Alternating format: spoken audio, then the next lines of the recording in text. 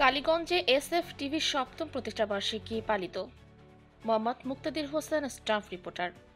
গাজীপুরের কালীগঞ্জে এসএফ টিভির সপ্তম প্রতিষ্ঠাবার্ষিকী পালিত হয়েছে। গতকাল রোববার বিকেলে কালীগঞ্জ প্রেস ক্লাবে আলোচনা সভা ও কেক কেটে এসএফ টিভির প্রতিষ্ঠাবার্ষিকী পালন করা হয়।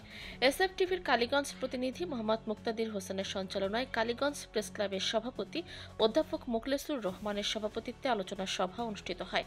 আলোচনা সভায় বক্তব্য রাখেন কালীগঞ্জ প্রেস ক্লাবের সাধারণ সম্পাদক মোহাম্মদ আল আমিন দেওয়ান আল আবিদি, সাবেক সহ সাধারণ সম্পাদক আহমদ আলী, কালীগঞ্জ রিপোর্টার্স ইউনিটির সিনিয়র সহ সভাপতি মোহাম্মদ মুশফিকুল কবির, অর্থ বিষয়ক সম্পাদক মোহাম্মদ মঞ্জুর হোসেন, সদস্য মোহাম্মদ পনির খন্দকার প্রমুখ।